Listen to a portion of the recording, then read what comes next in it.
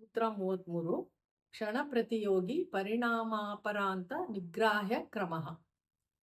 ಪದಗಳ ವಿಭಾಗ: ಕ್ಷಣ, ಪ್ರತಿಯೋಗಿ, ಪರಿಣಾಮ, ಅಪರಾಂತ, ನಿಗ್ರಾಹ್ಯ ಕ್ರಮ. ಕ್ಷಣ ಎಂದರೆ ಕಣ್ಣು ಮುಚ್ಚಿ ತೆರೆಯುವಷ್ಟು ಕಾಲ. ಕ್ಷ ಅಂದರೆ ಕಣ್ಣು ಮುಚ್ಚುವಷ್ಟು, ನ ಎಂದರೆ ಕಣ್ಣು ತೆರೆಯುವಷ್ಟು. ಪ್ರತಿಯೋಗಿ ಎಂದರೆ ಅನುಸರಿಸಿಕೊಂಡು ಬರುವಂಥದ್ದು. ಪರಿಣಾಮ ಎಂದರೆ ಇತ್ಯರ್ಥ, ಫಲಿತಾಂಶ.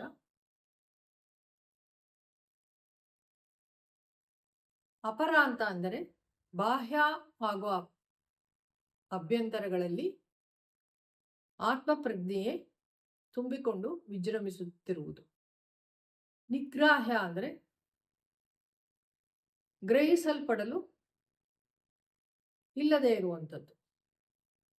ಕ್ರಮ ಅಂದರೆ ವ್ಯವಸ್ಥೆ. ಭಾವಾರ್ಥ: ಯೋಗಿಶ್ರೇಷ್ಠನು ಕೈವಲ್ಯದ ಉನ್ನತ ಮಟ್ಟದಲ್ಲಿ ಇರುತ್ತಾನೆ. ಈ ಹಂತದಲ್ಲಿ ಕೈವಲ್ಯ ಪಾದವೆಂಬ ಈ ಉನ್ನತ ಮಟ್ಟದ ಹಂತದಲ್ಲಿ ಅವನಿಗೆ ವರ್ತಮಾನವ ಮಾತ್ರ ಇರುತ್ತದೆ. ಭೂತಕಾಲವು ಇರುವುದಿಲ್ಲ, ಭವಿಷ್ಯತ್ ಕಾಲವು ಇರುವುದಿಲ್ಲ. ಅವನು ಋತುಸತ್ಯದಲ್ಲೇ ಇರುತ್ತಾನೆ. ಹಾಗಾಗಿ ಅವನಿಗೆ ಯಾವುದೇ ರೀತಿಯ ಗಡಿಯಾರ, ದಿನಸೂಚಿ, ಪಂಚಾಂಗಗಳು ಇದ್ದರೂ ಇಲ್ಲದಿದ್ದರೂ ಯಾವುದೇ ರೀತಿ ಆತಂಕವಿರುವುದಿಲ್ಲ. ಹಾಗೂ ಬಾಹ್ಯಾಕಾಶದಲ್ಲಿ ಇರುವಂತಹ ನಕ್ಷತ್ರಗಳು, ಗ್ರಹಗಳು ಉಪಸ್ಥಿತಿಯಲ್ಲಿದ್ದರೂ ಇಲ್ಲದೆ ಹೋದರೂ ಕೂಡ ಅವನಿಗೆ ಯಾವುದೇ ರೀತಿಯಾದಂತಹ ಆತಂಕ ಇರುವುದಿಲ್ಲ.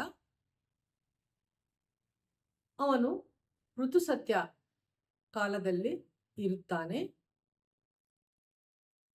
ಇದನ್ನೇ ಉತ್ಕೃಷ್ಟವಾದ ಕಾಲಜ್ಞಾನ ಎಂದು ಹೇಳಬಹುದಾಗಿದೆ. ಇದನ್ನೇ ಅಪರಾಂತ ನಿಗ್ರಾಹ್ಯ ಎಂದು ಅರ್ಥ ಮಾಡಿಕೊಳ್ಳಬೇಕು. 34 ಪುರುಷಾರ್ಥ ಶೂನ್ಯಾನಾಂ ಗುಣಾನಾಂ ಪ್ರತಿಪ್ರಸವ ಕೈವಲ್ಯಂ ಸ್ವರೂಪ ಪ್ರತಿಷ್ಠಾ ವಾ ಚಿತಿಶಕ್ತಿ ರೀತಿ. ಪುರುಷಾರ್ಥ ಎಂದರೆ ಕೈವಲ್ಯಕ್ಕೆ ತಲುಪಲು ಜೀವಾತ್ಮನು ಕೇವಲಿಯಾಗಿ ಕೈವಲ್ಯವನ್ನು ತಲುಪಲು ಮಾಡಬಹುದಾದಂತಹ ಧ್ಯಾನ, ತಪಸ್ಸು, ಸ್ವಾಧ್ಯಾಯ, ಅನುಷ್ಠಾನಗಳು. ಶೂನ್ಯಾನಾಂ ಅಂದರೆ ಇಲ್ಲದೆ ಇರುವುದು ಅಂಥದ್ದು, ಅಂದರೆ ಮಾಡಬೇಕಾದ್ದು ಯಾವುದು ಇರುವುದಿಲ್ಲ, ಮಾಡಬೇಕಾದ್ದೆಲ್ಲವೂ ಮುಗಿದು ಹೋಗಿರುವುದು. ಗುಣಾನಾಂ ಅಂದರೆ ಸತ್ವರಜೋ ತಮೋಗುಣ, ತಮೋ ಗುಣಗಳು. ಪ್ರತಿಪ್ರಸವ ಅಂದರೆ ಇಲ್ಲಿ ಮತ್ತೆ ಹಿಂತಿರುಗುವಂತಹವುಗಳು. ಕೈವಲ್ಯಂ ಅಂದರೆ ಪರಿಶುದ್ಧತೆ, ಅನನ್ಯತೆ, ಏಕತೆ, ಪ್ರಶಾಂತತೆ. ಸ್ವರೂಪ ಪ್ರತಿಷ್ಠಾ ಅಂದರೆ ಆತ್ಮದ ರೂಪದಲ್ಲಿ ಪ್ರತಿಷ್ಠೆಯನ್ನು ಹೊಂದಿರುವಂಥದ್ದು. ವಾ ಅಂದರೆ ಮತ್ತು.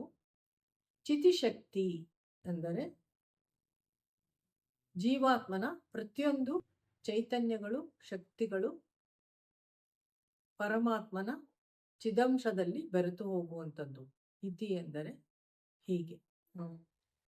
ಭಾವಾರ್ಥ: ಯೋಗಿಶ್ರೇಷ್ಠನು ಕ್ಲೇಶ ಕರ್ಮಗಳನ್ನು ಎಲ್ಲವನ್ನು ಇಲ್ಲವಾಗಿಸಿಕೊಂಡಿರುತ್ತಾನೆ ಹಾಗೂ ಗುಣಗಳನ್ನು ಕೂಡ ನಿರ್ಗುಣ ಮಾಡಿಕೊಂಡಿರುತ್ತಾನೆ.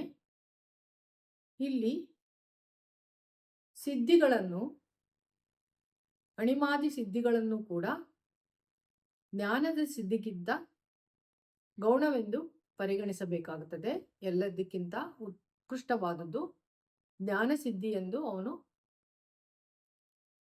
ಮನಗಣ್ಣಬೇಕಾಗುತ್ತದೆ. ಯೋಗಿ ಶ್ರೇಷ್ಠನಿಗೆ ದೇಹವಿರುವವರೆಗೂ ಈ ಗುಣಗಳು ಪ್ರತಿಪ್ರಸವ ಅಂದರೆ ಹುಟ್ಟುತ್ತಲೇ ಇರುತ್ತವೆ. ಅದನ್ನು ಅನುವರ್ತಿ ಮಾಡಿಕೊಳ್ಳಬೇಕಾಗುತ್ತದೆ. ಅದೇ ರೀತಿ ಈ ದೇಹವೆಂಬುದು ಪ್ರಾರಬ್ಧ ಕರ್ಮದಿಂದ ಉಂಟಾದದ್ದು. ಅದನ್ನು ಕೂಡ ದೇಹ ಅವಸಾನವಾಗುವವರೆಗೂ ಆ ಕರ್ಮಗಳನ್ನೆಲ್ಲ ಭೋಗಿಸಲೇಬೇಕಾಗುತ್ತದೆ. ಇದಕ್ಕಾಗಿ ಅವನು ಪುರುಷಾರ್ಥಗಳ ಶೂನ್ಯತೆಯನ್ನು ಮಾಡಿಕೊಳ್ಳಬೇಕಾಗುತ್ತದೆ. ಪುರುಷಾರ್ಥಗಳು 2 ವಿಧವಾಗಿದೆ, ವೈದಿಕ ಮತ್ತು ಯೋಗಿಕ. ವೈದಿಕದಲ್ಲಿ ಧರ್ಮ, ಅರ್ಥ, ಕಾಮ, ಮೋಕ್ಷ. ಯೋಗಿಕದಲ್ಲಿ ಮಹರ್ಷಿ ಪತಂಜಲಿಯವರು ಹೇಳಿರುವಂತಹ ಯೋಗ, ಅಷ್ಟಾಂಗ ಯೋಗಗಳು, ಇವುಗಳನ್ನು ಮಾಡಿಕೊಂಡು ಸಿದ್ಧಿಯನ್ನು ಪಡೆಯಬೇಕಾಗುತ್ತದೆ ಎಂಬುದು ಈ ಸೂತ್ರ.